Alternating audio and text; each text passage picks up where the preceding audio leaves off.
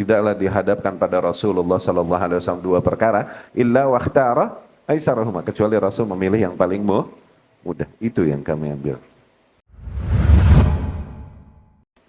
Ketika liburan kadang agak sulit untuk sholat tepat waktu karena kejebak macet, BSB dan sebagainya jauh. Di kondisi demikian bolehkah sholat dengan menjamak?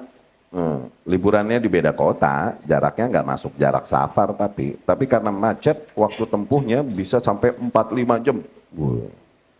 Jazakumullah khair. Barakallahu fiik. Ya, tayyib, jamak salat. Oke, jamak salat diantara sunnah dari sunnah-sunnah yang memang diriwayatkan dari Rasulullah sallallahu alaihi wasallam. Tapi para ulama berselisih dalam menentukan batasan waktunya. Oke? Sebagian bilang ada 83 km. Ini pendapat golongan Syafi'iyah. Al-Imam Ahmad rahimahullah bahkan membatasi sampai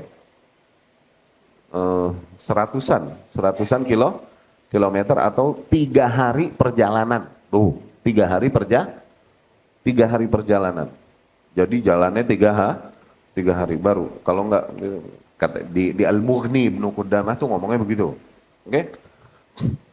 Tapi dari Ibnu Abbas juga radhiyallahu anhu ada yang bilang di 2 hari perjalanan atau di 1 hari perjalanan boleh. Oke?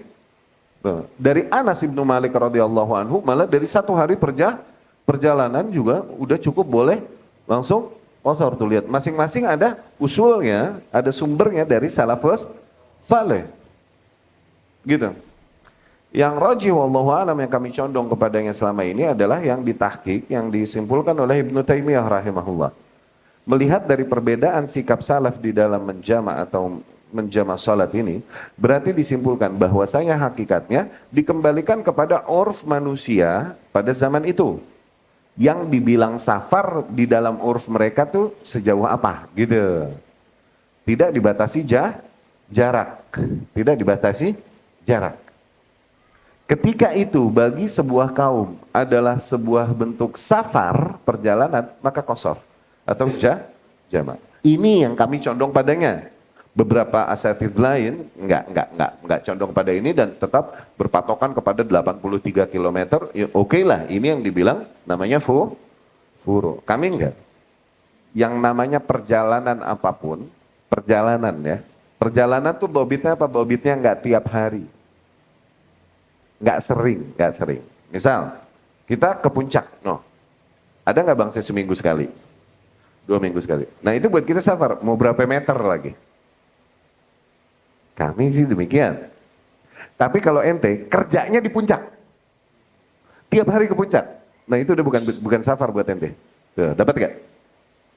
Ya? Tapi kalau ke Bandung, apa ke Karawang? Oke? Entahlah berapa kilometer itu, cuman ketika emang nggak pernah dan kemudian ini jarak bukan jarak yang sering kita lakukan, safar.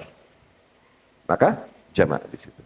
Kami lebih condong ke situ. Itu lebih praktis, lebih sesuai dengan kondisi manusia. Belum lagi berbicara masalah macet. Ya. Kadang kesulitan tersebut terjadi, masyaqqah yang menjadi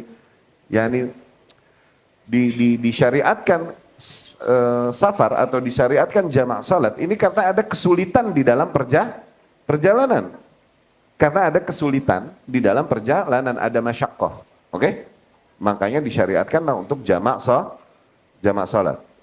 Al-masyaqqah tajlib at-taisir. Yang namanya kesulitan otomatis mendatangkan kemudahan. Tuh, karena kesulitan yang ada di dalam perjalanan. Sometimes kesulitan tersebut terrealisasikan kalaupun jaraknya bukan jarak perjalanan. Nah, dapat gak? Maka di dalam misalnya mau keluar kota nih, terus macet. Oke, boleh nggak dijamak? Wallahu a'lam, boleh. Karena bukan hal yang toh dilakukan sering dan tiap hari. Insya Allah boleh, demi memudahkan dan kemudian demi maslahat. Boleh, jamak. Insya Allah. Wallahu a'lam. Tapi jangan kaget kalau melihat pendapat ustadz lain, nggak boleh, pokoknya mesti turun, cari rest area, kemudian cari tempat wudhu terus sholat. Jangan aneh kalau melihat pendapat demikian. Kami sebagaimana tidaklah dihadapkan pada Rasulullah sallallahu alaihi wasallam dua perkara illa wakhtara aisarahuma, kecuali Rasul memilih yang paling mudah. Itu yang kami ambil. Ya, wallahu a'lam. Jadi boleh insyaallah.